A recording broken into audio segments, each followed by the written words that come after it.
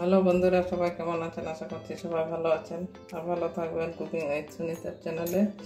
আজকে এই যে এখানে একটা আম নিয়েছি আর এখানে আমার এই যে চালের আটা আছে এক বাটি। তো এই আজকে এখন তো আম তো অনেকটাই শেষের দিকে, তো তাই ভাবলাম আজকে একটু চালের গুঁড়িও ছিল, মানে চালের আটাও ছিল, তাই আজকে ভাবলাম একটু পাটিসাপটা করি চালের আটা আর আম দিয়ে। তো দেখতে থাকুন আমি কিভাবে করছি। এটা ছুরি দিয়ে আমের মুখটা একটু কেটে নেব। এই যে আমটা কীরকম পেকে গেছে, অনেকটাই পেকে গেছে। তো চকলাটা ছাড়িয়ে নেব এইভাবে। এই যে চকলাটা এইভাবে ছাড়িয়ে নিচ্ছি। এই যে গন্ধটা যা বেরিয়েছে না বন্ধুরা, কি বলবো, আমের গন্ধটা খুব সুন্দর বেরিয়েছে। ছুলা যেত, কিন্তু ছুললে তো আমার হবে না, তো ওই জন্য এইভাবে ছাড়িয়ে নিচ্ছি চকলাটা।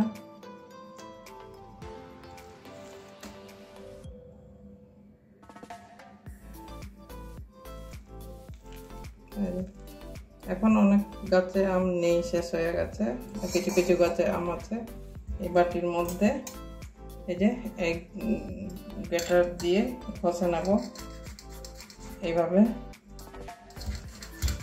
একটু ইয়ে নেই, এই আমটা খুব ভালো জাতের আমটা, একটাই 500 মতো হয়ে যাবে। এই যে এইভাবে সব আমটা ঘষে নেব।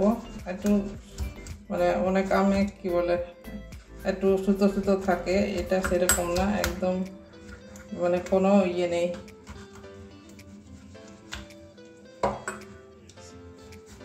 কোনো রকম সুতো ভাবটা নেই, একদম নরম আছে। এই দেখুন এভাবে ঘষে নিচ্ছি একদম। গাছে মানে দুদিন আগেই একদম পাশের বাড়ি থেকে দিয়েছে, এটা কিনেও আনিনি। যাই হোক আমি আমটা ঘষে নিই। এই দেখুন আটিটা একটুখানি ছোট্ট একটুখানি আটি বেরিয়েছে। ঠিক আছে, আমার আমটা ঘষা হয়ে গেছে। আমটা ঘষা হয়ে গেছে, এবারে একটা ব্যাটার তৈরি করে নেব।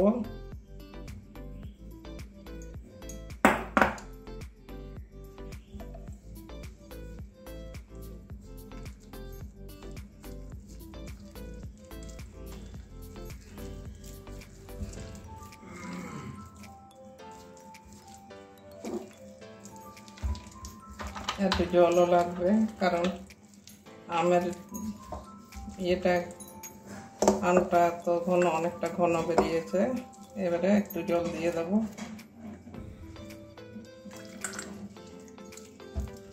দরকার পড়লে চিনিও দেবো, দেখবো আগে আম দিয়ে কতটা মিষ্টি হচ্ছে, নাহলে চিনিও দিয়ে দেবো একটু।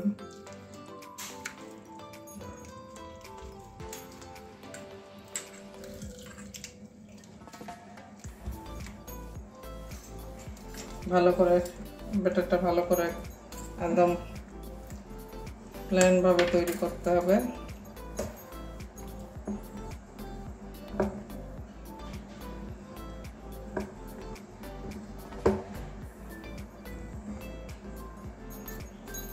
এই যে এটা দিয়ে একটু ভালো করে ফেটিয়ে নেব।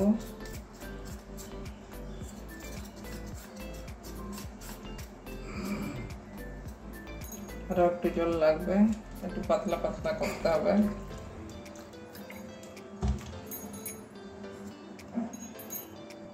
এবারে একটুখানি গুড় দিয়ে দিচ্ছি, এই যে পাটালি গুড় দিয়ে দিচ্ছি।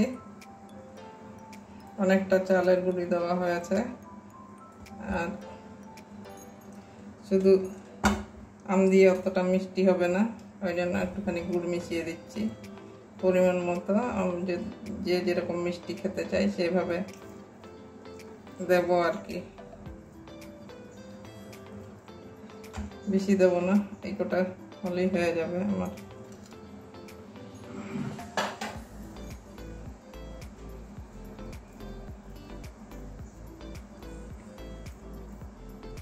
গুড় দিয়ে আবার ভালো করে মিশিয়ে নেব। নুনও দিয়ে দিচ্ছি অল্প একটু।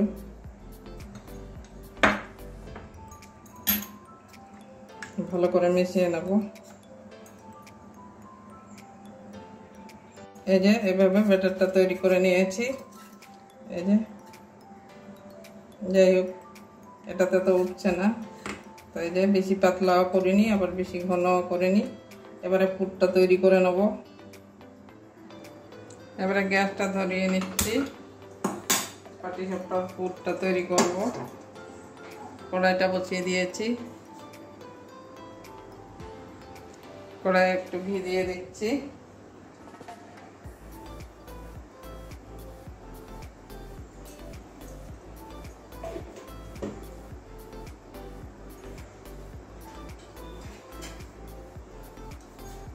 এবারে সুজিটা ভেজে নেব।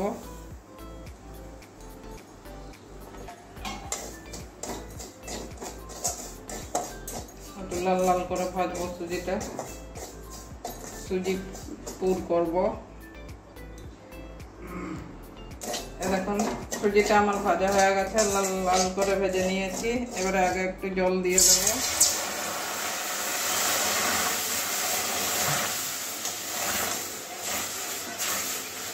লাল লাল করে ভেজে নিয়েছি।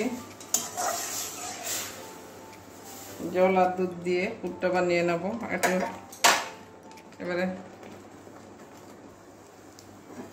এই যে একটু শক্ত হয়ে গেছে জলটা। এবারে 500 দুধটাকে একদম ঘন করে জাল দিয়েছি।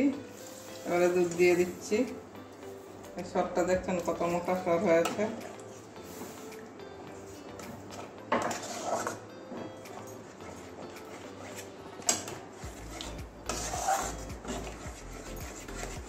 একটু আঠালো ভাব আসবে যখন, তখন বন্ধ করবো। এবারে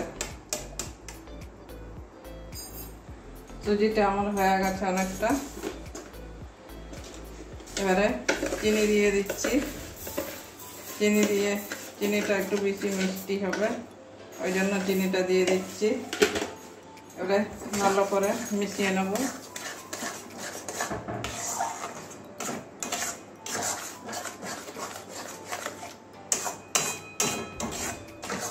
চিনি দিয়ে ভালো করে, চিনিটা ভালো করে গলে যাবে, আঠালো ভাব হবে ততক্ষণে।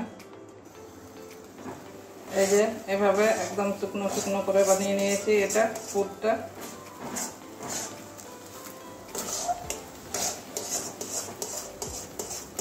এবারে পাখার তলায় নিয়ে যাব, ঠান্ডা করতে দেব।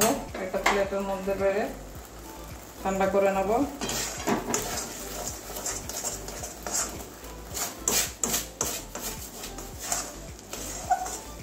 তাহলে আরো টেনে যাবে, যেহেতু দুধ দেওয়া আছে। বেশ আঠা আঠা হয়ে গেছে।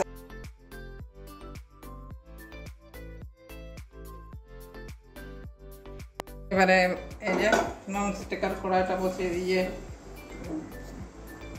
তাওয়াটা বসিয়ে দিয়েছি।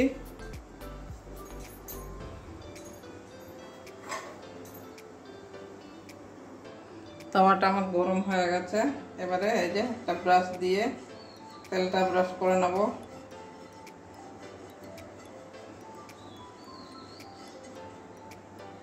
প্রথমবার করছি তো, পরের বারে হয়তো তেল নাও লাগতে পারে, কারণ আর আমার তাওয়াটা পুরনো হয়ে গেছে, লাগতেও পারে নিচে, সেই জন্য তেলটা দিয়ে দিচ্ছি।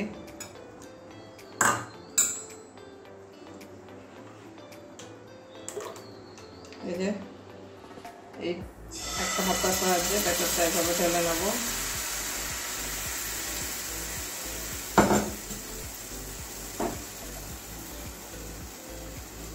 এটা টেনে যাক, মাঝখানে তো ঢালতে পারিনি, যাই হোক। দেখুন আমার টেনে গেছে অনেকটা। এবারে সুজিটা দিয়ে দিচ্ছি, একটু হালকা করে সুজিটা দিয়ে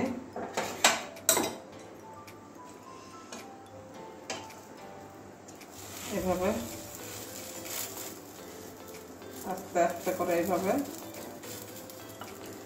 উল্টে নেব। দু হাত লাগাতে হচ্ছে বন্ধুরা। দেখুন এইভাবে ফেটেই গেল। যাই হোক,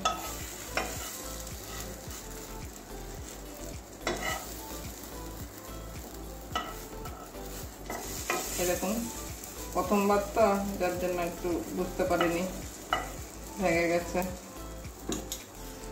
এইভাবে বাকি সব কটা দিয়ে আমি বানিয়ে নেব।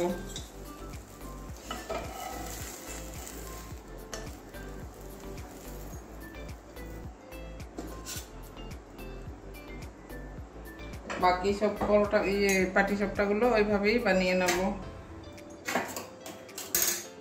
আবার একটু তেল ব্রাশ করে নিচ্ছি।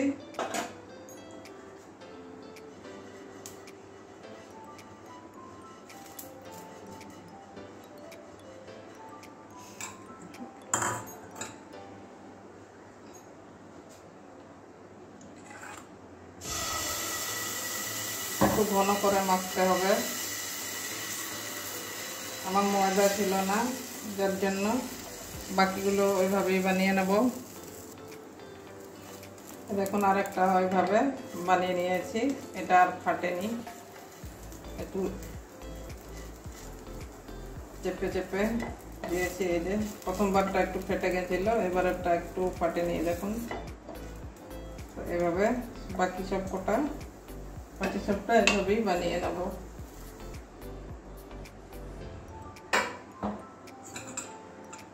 আরো একটু তেল ব্রাশ করে নিচ্ছি। বাকি সবগুলো ওইভাবেই বানিয়ে নেব। তো বন্ধুরা, এই দেখুন আম দিয়ে পাটি সাপটা হয়ে গেছে আমার। এই যে দেখুন এইভাবে একদম শক্ত শক্ত হয়েছে। তো আপনারা অবশ্যই একদিন বাড়িতে, এখন তো আম শেষের দিকে, আপনারাও বাড়িতে অবশ্যই একদিন বানিয়ে খেয়ে দেখবেন। একটু ঘন করে বানাবেন। চালের ওই ব্যাটারটা আর কি একটু ঘন করে করবেন। আর ময়দা দিয়ে করলে তো খুব আরামই হয়ে যাবে। শুধু আমি তো চালের গুঁড়ি দিয়েছিলাম, আটা দিয়েছিলাম একটু, তো এইভাবে হয়েছে। অবশ্যই আপনারা একদিন বাড়িতে বানিয়ে খেয়ে দেখবেন আর কমেন্ট করবেন। আর ভালো থাকবেন এই গরমে। এখন আমও শেষ হয়ে যাচ্ছে, অবশ্যই একদিন বানিয়ে খেয়ে দেখবেন আর কমেন্ট করে বলবেন। তো বন্ধুরা, আজকের জন্য এইটুকুনি। আবার অন্য কোনো দিন অন্য রান্না নিয়ে আসবো। সবাই ভালো থাকবেন। টাটা।